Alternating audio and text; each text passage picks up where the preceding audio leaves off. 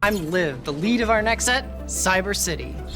Cyber City is crawling with different factions, each vying for power and hack your way to the. You'll have to build your crew, expand your turf, and hack your way to the top of this neon metropolis.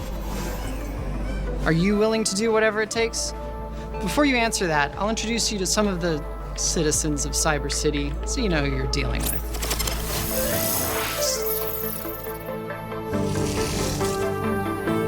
Street Demons is the perfect trait to make your mark on the mean streets of Cyber City. Activating Street Demons will tag hexes on your board, powering up the champions that stand inside. You can place any unit in a painted hex, but Street Demons will gain double the stats. There are even signature hexes that grant even more power and provide a touch of artistic flair. With units like 4 cost brand drop-in paint bombs and 5 cost Samira spraying bullets, these could be the last colors your opponents ever see. Okay, Samira gig. Samira's other trait, Amp, upgrades the abilities of Amp units in unique ways. For Samira, each Amp breakpoint increases the number of bullets she shoots. Wait, the Samira's kind of Other examples include making Nidalee's chain lightning attacks chain to more enemies, or I think letting Samira Yumi cast faster. Oh, that's While we're on Yumi, I should mention that the Animal Squad is staking out their turf in Cyber City. While we were grinding Swarm last summer, we realized it was just the type of chaotic fun that would make for a perfect trait. At each breakpoint, you'll get to choose new weapons to add to your arsenal, and they'll fire automatically during combat. They added the Swarm game. Blade Array enjoyers, we are so back. In fairness, that's actually very Animal Squad is a big vertical with squaddies like Vayne, that's actually very Yumi, smart, Leona, and way to and the make the game debut different 5-cost Aurora. Aurora swaps spots with the bench unit, who will fight to the death on her behalf. But just because she crosses through the veil doesn't mean she's just watching from the sidelines.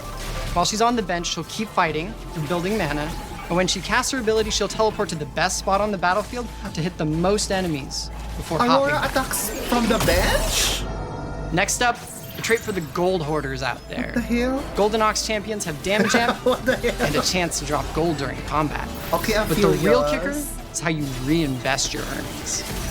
If you spend a bunch of gold in a single turn, Golden Ox bonuses permanently increase. But if you want to do it again, you'll need to save up again. And you know what they say, sometimes you gotta spend money to make money. Golden Ox's 5-cost Viego dives into big clumps of enemies. But the coolest part about him is that he gets a hologram copy of the strongest enemy he killed last round, items and everything. And for those of you with an even higher risk tolerance, look no further than Cypher. Similar to Heartsteel earning hearts, Cypher champions gather intel by losing combat or killing enemies. So this is Camp. The more Cypher champions you enlist, the more intel you get. But here's the catch. You'll only be able to trade your intel for loot once, and you'll only have a couple opportunities to do so. Will your secrets and blackmail give you the upper hand? Or will you stay jacked in too long and get burned? Also, you don't have to win. Hold on, I gotta take this. Yeah. No. Okay, I'm actually not sure. Cost. We agreed you'd be at least a 12 over here. But if not, don't worry. Is that lead dev trans? Riot Blue Cove here. Great news. They finally freed me from that magical library. I'm sure it was an accident. Anyways, with our Syndicate trait, you're the boss. You get to decide how your organization runs. The trait gives you a Kingpin hat that upgrades a Syndicate champion's ability. For instance, Twisted Fate normally throws cards, but make him the Kingpin and he'll throw enhanced cards that deal more damage, give him back mana, or even drop gold. Shaco is a 1-cost that permanently gains attack damage on kill. Hat this clown, and he'll teleport behind the weakest enemy, making sure he's always there for the final blow. Oh, I already know. At 5 Syndicate, you get to pick another Kingpin, allowing you to make 2 carry Kingpins, 2 tank Kingpins, or one of each. If you get to 7, your Kingpin's abilities upgrade again and grant an additional benefit. If you want even more boss mode, we've got a whole trait of cyber bosses, including Poppy, Vigar, and Ziggs. Plus, I had to bring a friend along from Inkborn Fables, Kobuko. He's the bossiest of all. And this isn't even their final form.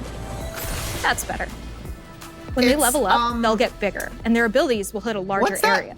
Kobuko's the 5-cost, and his 2-part ability knocks up and stuns nearby enemies, then slams them into the ground. Ouch. 4 stars? If his health gets low enough, his much-feared secondary health bar will appear. This time as a shield that upgrades the size of his ability for the rest of combat. All 3 stars, one will be 4. Is that Yordos? All right, let me introduce you to a couple 5 costs. Renekton is the legendary unit for the Divinicore vertical, the benevolent corporation that grants everyone allied to the corporation benefits depending on the Divinicore executives that are fielded. Divinicore's interests are your best interests. That's long. As Divinicore's overlord, Renekton will trade access to clean water and public infrastructure for personal gain. I'm kidding. That'd be horrific. He just butchers an ally behind him, gaining a percentage of their health and attack damage. We're also bringing 2 threat-like 5 costs to make your late-game boards extra flexible. Garen will help you weave together trait combos like a god of the trait net, or as we like to call him, god of the net. After fielding Garen, he'll pop up an armory of trait mods that can reprogram units in your army to benefit from another trait, but not contribute to it. Field him for long enough, and you could theoretically reprogram your entire army. You can have as many trait mods as you have units, but every time you pick one, the number of rounds you have to wait will increase by 1. Wait, that's kind of cool. He's also a flexible tank that can slow down your opponent by dropping the banhammer. For Demacia, or whatever trait mods you get. The other threat-esque 5 cost is the malware extraordinaire Zac. If you field this virus, he infects your shop with pop-ups, or as he likes to call them, bloblets, granting Zac extra max health. As he bounces on nearby enemies, he'll stun them and deal damage. But just like that USB you found in the parking lot, Zac's the type of malware that's hard to get rid of. Okay. Whittle down his HP enough, and he'll split into Zac 2 like healthier copies. A 6 cost. Like he will always be a good addition to a comp. Okay, hacker. Oh, hey folks. I'm Matt, the designer behind Hex, the set mechanic for Cyber City. Wow, his voice sounds so good.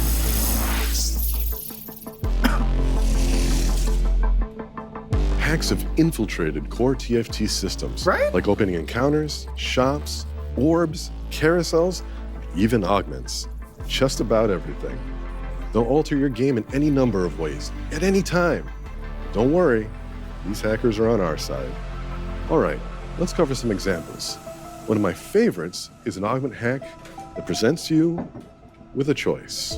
1 stronger augment or 2 weaker ones. Is a strong augment powerful enough to pass on the synergy the lesser augments can provide? Oh, this is kind of cool. You'll just have to make that decision for yourself. Another augment hack could permanently alter one of your slots to grant one specific type of augment, whether that be item-focused, econ, trait-linked, chaotic, or my favorite, black market augments. These are augments from past sets that have been vaulted.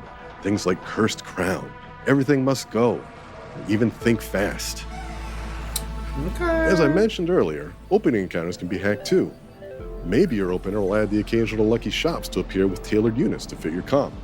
Another shop-related hack could cause 2-star champs to appear instead of 1-stars as you roll. These wouldn't be hacks if we didn't have a few callbacks to the glitched carousels from Monsters Attack. We're talking carousels with extra items or anvils. There are way more hacks to encounter in Cyber City, and to all appear to everyone in the lobby at equal rates because, as I mentioned, these are benevolent hackers, just spreading happy little accidents. All right, I'll patch you into the Singapore team to tell you about cosmetics. Come on, don't fail us now. Okay, to be fair, cosmetics, I'm not a fan of the skin lines here, but let's hope for the best. Vayne. That is not the best. Wow, how do we follow that? She just shot that poor river sprite through a building. I'm not sure, but we'll have to try. Oh, the Hi everyone, sure, Tommy and I are back with a snapshot of the cosmetics coming with Cyber City's release patch. Tommy. And a little bit that's beyond. a really long name. Come on now, don't fail me, mama. Like you just saw, we're introducing Project Vayne Unbound. Stop it with the Unbound. Okay, I'm not excited She'll about release that. alongside our most futuristic arena yet, Project Edgefall, which will take you on an endless elevator ride from the tip-tops of skyscrapers to the depths of Cyber City. Okay, And I guess if the arena perma kind of descent looks is cute. not your direction of choice, Although, you can always click this mind. interactable, stop your drop, I don't like it and lock that in for a much. roll down. Sometimes, you just gotta lock in. And nobody knows that better than CHIBI Janna, who is currently live in the Convergence. And she didn't spend 5 years studying journalism for you to go A. We're adding CHIBI Janna with our release patch to brighten up your balls with a high chance of high rolls. So let those low rolls be lost in time, like tears In fairness, the Janna face is actually cute. After that, just one patch into Cyber City, we'll be adding the set's Prestige CHIBI Technician. Oh my god. All I can say now is that it's going to be Yone, and it will be inspired by both the Dawnbringer and Nightbringer thematic. Nothing else? All right, before we pass it up to the Double Up team for an exciting update, we want to share one more thing that's been swirling in our minds. New cosmetics type portals. Portals? With the launch of Cyber City, you'll be able to customize your portal alongside your arena, boom, and tactician. Oh, like we'll have deeply thematic portals like this project-inspired one, or this one that's certain to blow you away. We'll also have some that are more subtle. Portals are a form of personalization we've worked on for a long time. Okay, I mean, my main problem with the Janna CHIBI is it doesn't fit my pink board. We'll have more information on which are being released and how they'll be obtained closer to the set's launch. All right, shall we play a game of Double Up? Double Up.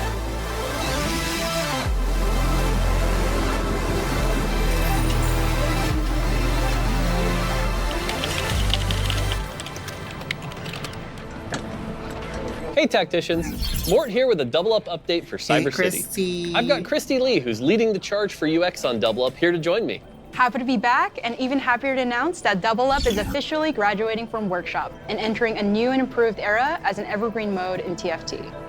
Since we announced Double Up lobbies during the Macau Open, we won't dive too deep into them here. But in case you missed it, the new lobby system will allow you to queue for Double Up with up to 7 of your friends. There will be no restrictions for who you can partner with based on rank. But for our hardcore challenger level players, we'll have some small adjustments that protect the competitive spirit at the top of the ladder. But let's discuss the changes we're making on the gameplay side, starting with the Teamwork Cannon, which is powered entirely by friendship. The Teamwork Cannon is replacing the Rune of Allegiance to be Double Up's new way to send champions to your teammate. Oh, that's kind of cool. And now, you'll be able to trade items too. Which you can do at any time in planning or combat. Yep. Oh my god, that's It'll remain cool. on your bench for your convenience.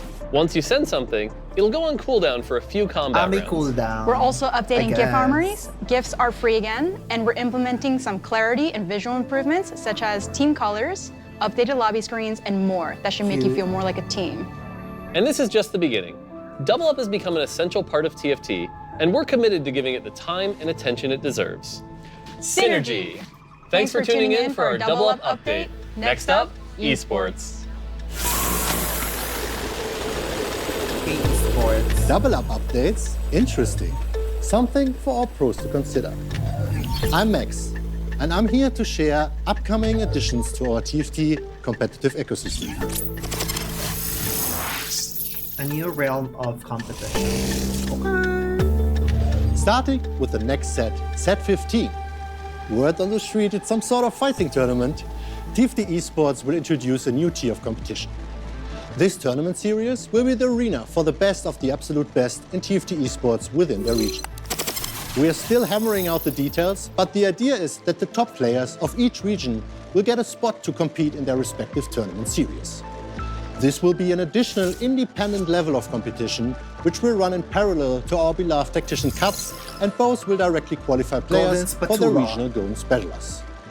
Performing well at the Golden Spatulas will earn a spot in the tournament series for the next set. This means that TFT top players can focus their efforts, hone their skills even more, and feel rewarded for being at the top of the game. If I'm grinding. Players will be able to qualify for the first tournament roster through their performance across Cyber City competitive season. We really hope this change will create a more stable pro scene, a better tournament experience for players, a better fan experience, and more exciting high-stakes play. You guys don't watch Emily? I Can't love wait Emily. to see what you think. More information on the tournament format and details will be shared in the coming months. We've come a long way since the start of TFT Esports, and we want to make sure we keep developing our ecosystem in line with the growing range of skill levels we see. But the core promise I used to watch of Udong, TFT but Esports Udong streams on YouTube anyone, now. from anywhere, can come out of the YouTube is woodwork not and reach for the crown or thing black. for me.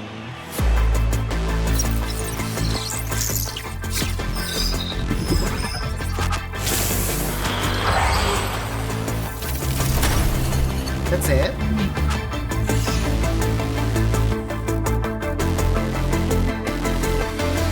Cute! Okay, I like what they did with the... Can I close these buttons? Okay, I can't. I like what they did with the chibi. She's chibier, if I'm making sense. Right? It's not the normal chibi. Wait, which part of the video was that again? Cosmetics is here. Wait, oh my god. Where's the cosmetics? I remember it's after this girl. I met. Or not. A bill for Cyber City. Stop your drop. Nobody knows terms. And she Wait. Here.